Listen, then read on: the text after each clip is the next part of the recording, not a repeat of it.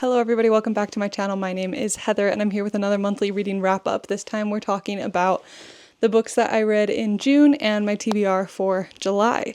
So we're just going to dive right in. I think it's 12 books in June. So we've got quite a bit to get through.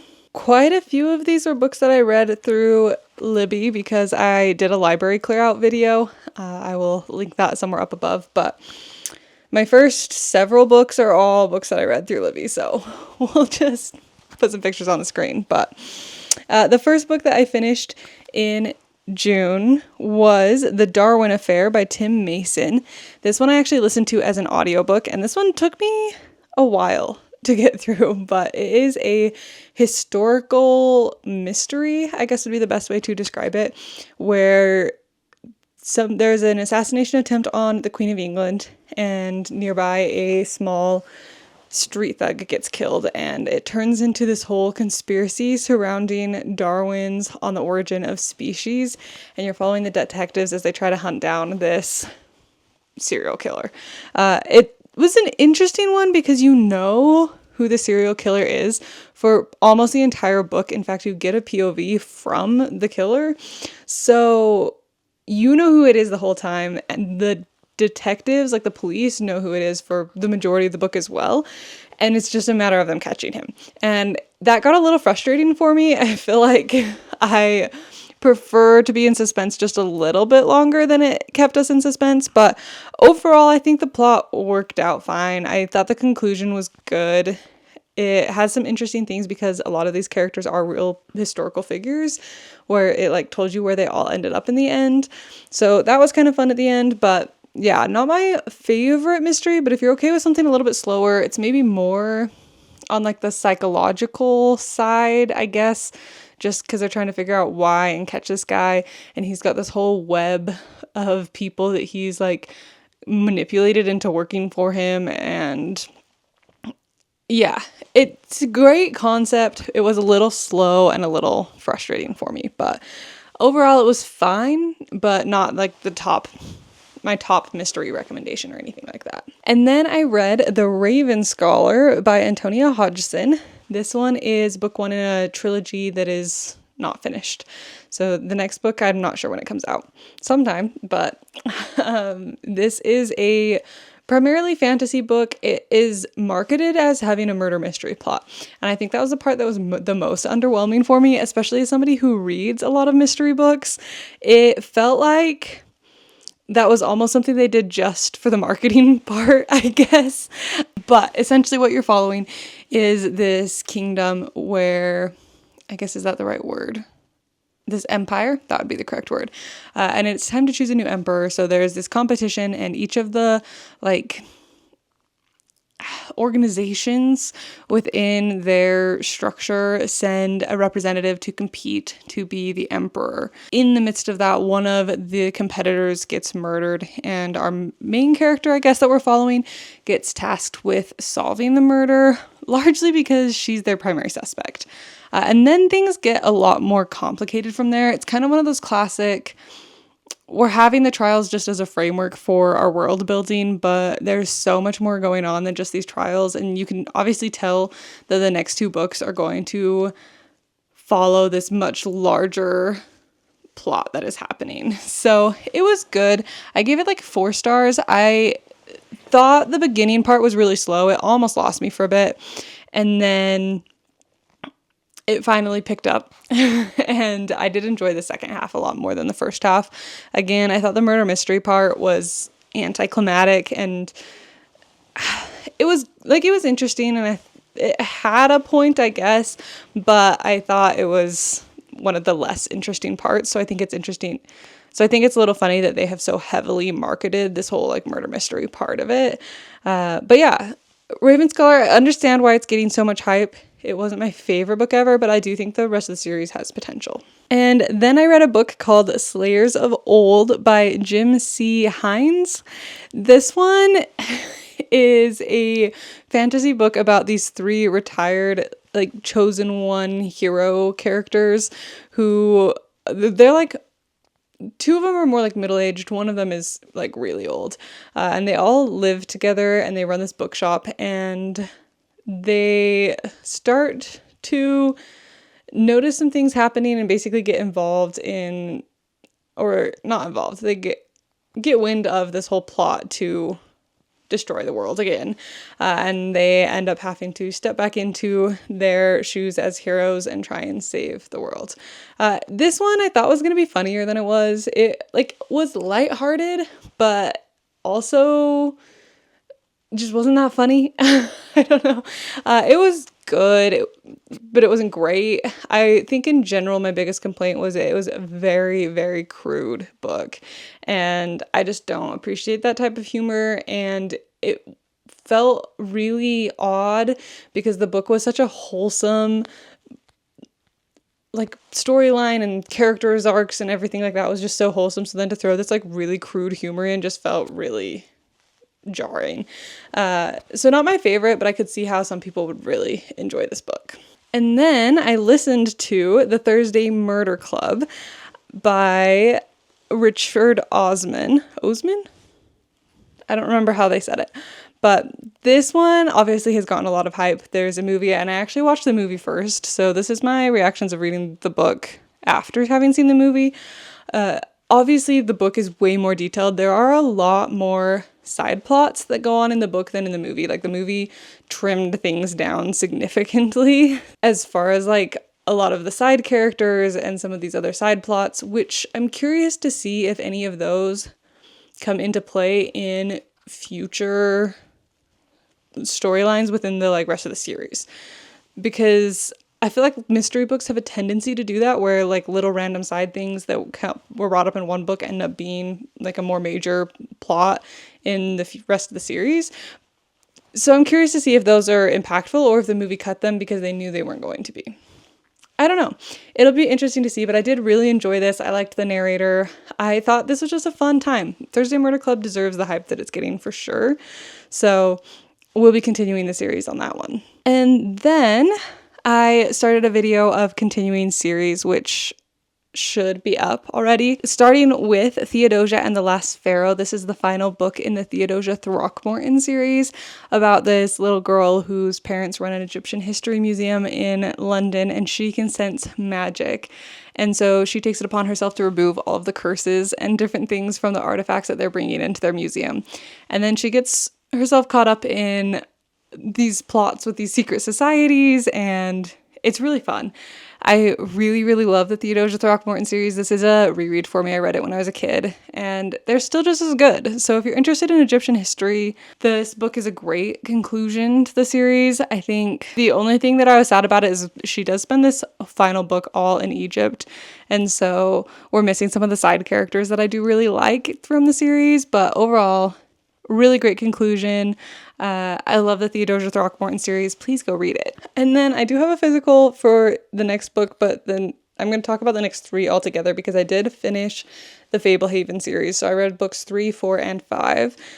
Starting with 3, I don't own 4 and 5. I read those through Libby, but I thoroughly enjoyed these. I think Fablehaven just gets better and better as you go through the series. I am consistently impressed with how well they're able to keep up the pacing and have so many different plot points and things going on that just keeps you entertained the whole time. There's no slow part in the Fablehaven series, and I really think that that is impressive. Not a lot of authors pull that off. So to do this much world building and never have the plot slow down, major props to Brandon Mull. I don't know how to really describe what Fablehaven's about. Basically, there's all these magical creatures and they're becoming more extinct, I guess, and so there's these preserves to try and help keep them not only safe from humans, but also humans safe from the magical creatures. And so you're following these two kids who learn that their grandparents run one of these magical preserves and all of the adventures that they get up to as they help their grandparents. Really good. My favorite part was watching Seth's character arc and his growing up and becoming more responsible. But yeah, just really solid. If you can't tell, I love reading middle grade books, so highly recommend, especially if you're in a reading slump, go pick up a kid's book. They're so much better, honestly. And then the final book that I read for that video was Emily Wilde's Map of the Otherlands by Heather Fawcett. This is book 2 in the Emily Wilde series. She is a professor who studies fairies, and in the first book, you follow her on in this whole adventure. Second book, we're doing the same thing, just slightly different research. Really good. I think I liked the first book better, but I did have a really good time with this one. I thought the plot was really good. I think you just see a lot less of like the banter and the characters' personalities in the second book. And then I read The Second Stranger by Martin Griffin. I actually listened to this one on audiobook. The first half of this book was really good. The second half lost me. This is a thriller about this girl who's working her final shift at this like hotel in this remote town in the mountains when a storm hits, and as she's locking up for the night, she hears a knock on the door and a policeman shows up saying that he's been in a car crash and he was helping transport a prisoner from a nearby prison, and he like needs to try and get in contact with people, but the lines are down. And then they get another knock and another guy shows up claiming to be the same police officer. And so then her and this other guy who's staying at the hotel get wrapped up in this whole thing, trying to figure out which one's the police officer and which one's the escaped convict. Again, great premise. The setup was great. I was a little unsure how well they were going to be able to make it confusing. Like, I was worried that one person was obviously going to be the cop, but it genuinely, like, you weren't sure who it was. And so I thought that did really good, but once they started to get into actually figuring out what was happening, it just lost me a little bit. I think things just got a little overly crazy. I feel like the solution was just kind of like, oh, okay. And I don't know. It just didn't really pull all the threads together. I thought it set them up very well. I think it didn't do the best with wrapping things up. So not my favorite thriller, but it was all right. And then I read The Mystery of the Clockwork Sparrow by Catherine Woodfine. This one is a middle grade mystery book about this set of kids who are all working for a brand new department store that's opening up in England called Sinclair's. And there's supposed to be this big opening party where the guy who started the department store is going to display some of his like prized possessions that are all like fancy jewels and things like that. And then the night before they open, somebody steals them. And all of these kids end up getting involved in trying to solve who it is.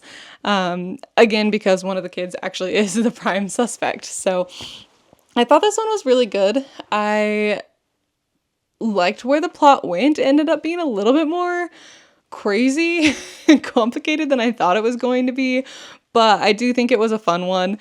I don't know that it is my favorite plot in a mystery book I've ever read, but I did enjoy it. I thought the characters were really fun, and this is a series, so I definitely will be reading the rest of them. But yeah, if you're just looking for a really good, fun mystery that's like not overly high stakes, I would recommend The Mystery of the Clockwork Sparrow. And then the next two books that I read, the last two books that I read, are for a video that will be coming out after this. So keep your eye out for that. I'm not going to talk too in depth about these because I do have a whole video coming up with it. The first one being So Distant from My Life by Monique Ilbodo.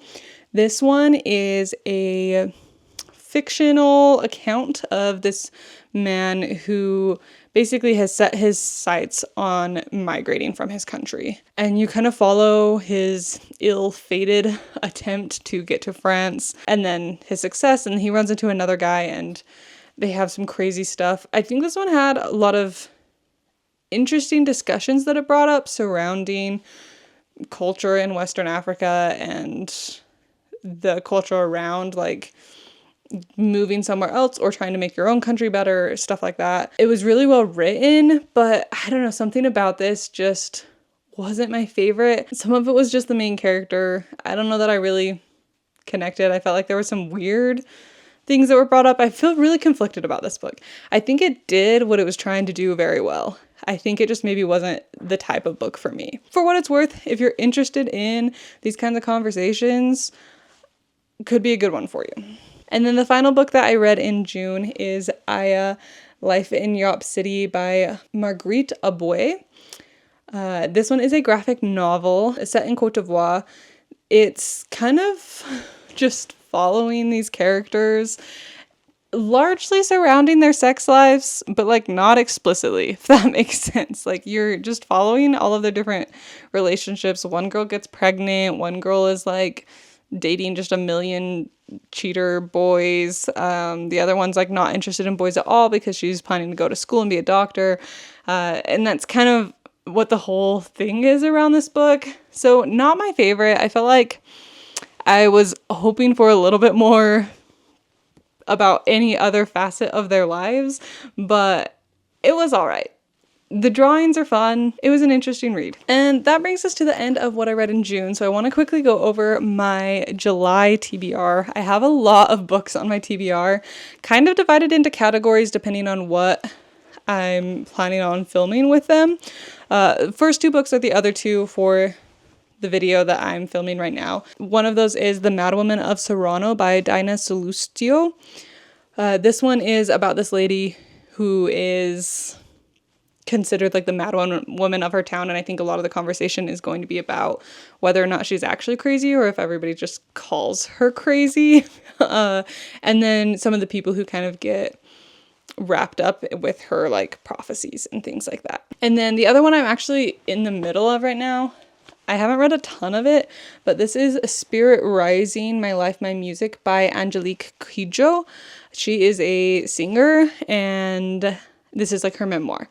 So I don't know a ton about her. So far, it's been very interesting to read about her like beginnings, and that's as far as I've gotten. So a good nonfiction pick for that video. Again, that'll be coming up probably the next video after this. And then we have my Summerween books. I am planning on participating in Summerween this year, so I've got my books prepared for that one. Starting, I think the only one that I actually own physically, I want to read The Devil and the Marshalsea by Antonia Hodgson. I actually got this book before I decided to read The Raven Scholar.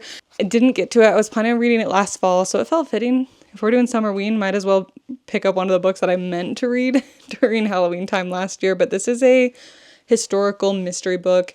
This guy gets put into debtor's prison, and then I think there's a murder, and he has to try and help solve it. So, sounds great. And then the other books that I'm planning on reading for Summerween I'm going to get all of them through Libby. First one is All the Murmuring Bones. Let me remind myself who this is by. By A.G. Slater? Slater? Not really sure. There's two T's, so not sure.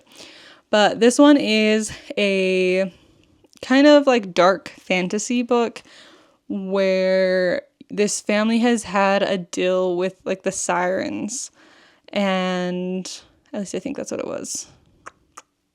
Or the merfolk, however you want to say it. And they kind of have not been doing the deal for a while, and their family's kind of gotten to the point where they're pretty destitute. And so her grandma decides that she is going to pick back up this deal, and that means potentially sacrificing our main character. So I'm excited for this one. I think this could be just like a fun, dark, oceany book for Summerween. And then I also want to read The Yellow Wallpaper by Charlotte Perkins Gilman. This one is a classic short story about this lady who's like slowly going crazy. And that's all I know about that one. And then the last one that I want to read for Summerween, hopefully it will come through on Libby in time. But this is Of Monsters and Mainframes by Barbara Truelove. This one is like sci-fi meets classic Halloween characters. You're on this spaceship with like an AI robot that controls the spaceship, I guess. And then people start dying, and the spaceship is getting blamed or something like that. And so in order to get not decommissioned, the spaceship is now having to try and solve this murder that seems like it might be by like Dracula. So it sounds like a funny, crazy book. I think this will be really cool. Hopefully it'll come through in time. I have a few backup ideas if it doesn't, but I'm hoping to read that one for my Summerween. So that's kind of my Summerween TBR. As of right now, I'm not planning on trying to read too many books because it is over like the 4th of July, and we'll be doing stuff with family and things like that. So I feel like that is a reasonable amount that I can get through. And then I have another video idea that I'm going to be picking a few books for. I'm not going to say what the video is yet, but just know it will be coming out probably sometime in July. But for it, I want to read Chasing Vermeer by Blue Balliet. Is that the author's name?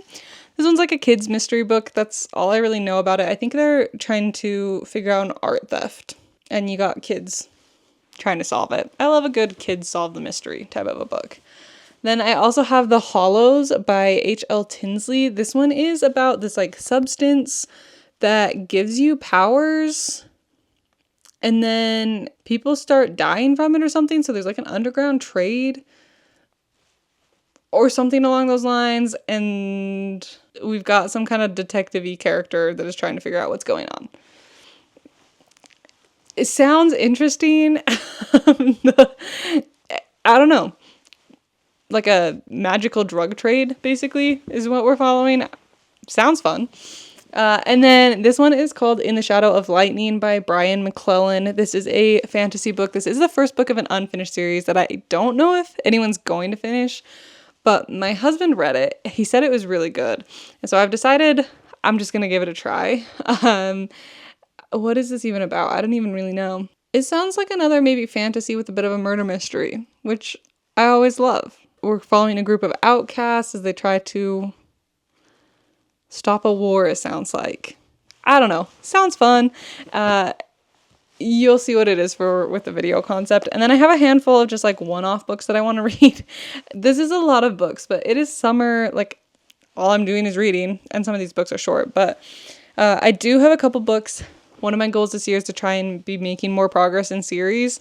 So I have a couple to help me with that. First one is Edgedancer by Brandon Sanderson. This is a little novella in the Stormlight Archive world. So I need to read the third book this year. Ideally, I get to more than that, but for sure I want to read the third book, and this one comes before it. So I'm going to read this, and then that's my last thing standing in my way. So then potentially in August, I can jump back into Stormlight Archive, which will be good because I read the second book last August. So it's been a year. I need to start reading them closer together, but the next book that I want to do that's a continuation of a series is Masquerade in Lodi. This is a book in the Penric and Desdemona series. If you haven't heard me talk about it, I love this series of novellas. It is by Lois McMaster Bujold, and they follow Penric, who accidentally gets himself possessed by a demon, Desdemona, and just all the adventures that they get up to. The one thing that is weird about the series is the books do not follow, like, we're not published in chronological order. They kind of jump all over the place. So I've been reading them in publishing order, but they are not chronological. So I've been trying to figure out exactly where this one fits. I think I know. I'll have to go look at my research again, but there are more books being published in the series, and they are also not in chronological order. So we're just going for it. I'm just reading publication order because that seems like it is easier to follow along where they're still being published. And then the final book that I want to read, I'm actually currently listening to the audiobook for that, and that is Japanese Gothic by Kylie Lee Baker. This one is a horror book, I guess would be correct. And you're following two timelines. One is more modern day of this boy who is pretty sure he killed his college roommate, but he doesn't remember how or what he did to the body. So he flees to Japan where his dad now lives. And then we're also following this young woman who is a samurai in exile. And I don't know much about that point of view because I haven't gotten to that point of view yet. I've only listened to like 40 minutes of it, and I've yet to get to the other POV. So far it's good though. I'm interested in what's going on. I got a skip the line hold from Libby, which means I only have 7 days, so I need to really put some effort into listening through this book. But so far, so good. Anyways, those are all the books that I want to read in July. It is quite a lot, but I think I can do it. So it's the same amount of books as what I read in June. So as long as I keep up the pace, we should be good. So let me know, what was your favorite book that you read in June? What are you planning on reading in July? But I'm going to go ahead and end the video here. So thank you so much for watching. I hope you enjoyed, and I'll see you in the next one very soon. Bye.